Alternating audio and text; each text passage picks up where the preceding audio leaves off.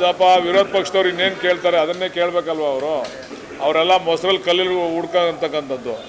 ಏನಂದರೆ ನಾಗೇಂದ್ರ ಅವರು ಈಗ ಅವ್ರದ್ದು ಶಿಕ್ಷೆ ಏನು ಕನ್ಫರ್ಮ್ ಆಗಿಲ್ಲ. ಶಿಕ್ಷೆ ಆಗದೆ ಇರೋದ್ರಿಂದ ಇನ್ನೂ ತನಿಖೆ ಹಂತದಲ್ಲಿದೆ. ತನಿಖೆ ಹಂತದಲ್ಲಿದ್ದಾಗ ಇದು ಕೇಳ್ತಕ್ಕಂಥದ್ದು ಸೂಕ್ತ ಅಲ್ಲ ಅಂತಕ್ಕಂಥದ್ದು ನನ್ನ ಅಭಿಪ್ರಾಯ. Thank you.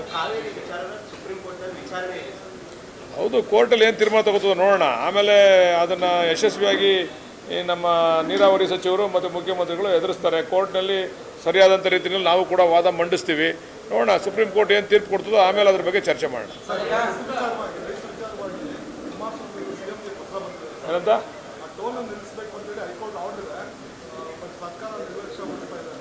ಆಯಿತು, ಹೈಕೋರ್ಟ್ ಆಡಿದ್ರೆ ಕಂಟೆಂಪ್ಟ್ ಆಗ್ತದೆ. ನೋಡೋಣ, ಮುಖ್ಯಮಂತ್ರಿಗಳು ಕೂಡ ಅದಕ್ಕೆ ಉತ್ತರ ಕೊಟ್ಟಿದ್ದಾರಲ್ಲ. ನನಗಿನ್ನೂ ಕೂಡ ಪತ್ರ ನನ್ನ ಕೈ ತಲುಪಿಲ್ಲ, ಅದೇನು ಪತ್ರ ಬರೆದಿದ್ದಾರೆ, ಮತ್ತು ಸಾಧಕ ಬಾಧಕ ಕಾನೂನಲ್ಲಿ ಏನು ಆಗ್ತದೆ ಅಂತಕ್ಕಂಥದ್ದು ನೋಡಿ ತೀರ್ಮಾನ ಮಾಡ್ತೀನಿ ಅಂತ ಹೇಳಿದ್ದಾರೆ ಮುಖ್ಯಮಂತ್ರಿಗಳು. ಅಲ್ಲ, ಒಳ್ಳೇದು ಕೆಟ್ಟದ್ದು ಅಂತಕ್ಕಂಥ ತೀರ್ಮಾನ ಮಾಡೋಕ್ಕಾಗಲ್ಲ. ಅವ್ರಿಗೆ ಏನೇನು ಅವ್ರಿಗೆ ಅಗ್ರಿಮೆಂಟಲ್ಲಿ ಏನಿತ್ತು ಅವ್ರ ಅಗ್ರಿಮೆಂಟ್ ಪ್ರಕಾರ ರಸ್ತೆ ಮಾಡಿದಾರಾ ಇಲ್ವಾ ಅಂತಕ್ಕಂಥ ತೀರ್ಮಾನ ಆಗಬೇಕು. ಸಾರ್ವಜನಿಕರಿಗೂ ಅನುಕೂಲ ಆಗಬೇಕು, ಅವ್ನು ಟೋಲ್ ನಡೆಸ್ತಕ್ಕಂಥವ್ನಿಗೂ ಅನುಕೂಲ ಆಗಬೇಕಲ್ವ, ರೋಡ್ ಮಾಡಿದವನಿಗೂ ಅನುಕೂಲ ಆಗಬೇಕಲ್ವ. ಆ ದಿಕ್ಕಿನಲ್ಲಿ ಅದೇನು ತೀರ್ಪು ಬಂದಿದೆ ನೋಡೋಣ. ಆ ತೀರ್ಪು ನೋಡ್ಕೊಂಡು ಕ್ರಮ ತಗೋತಾರೆ ಮುಖ್ಯಮಂತ್ರಿಗಳು.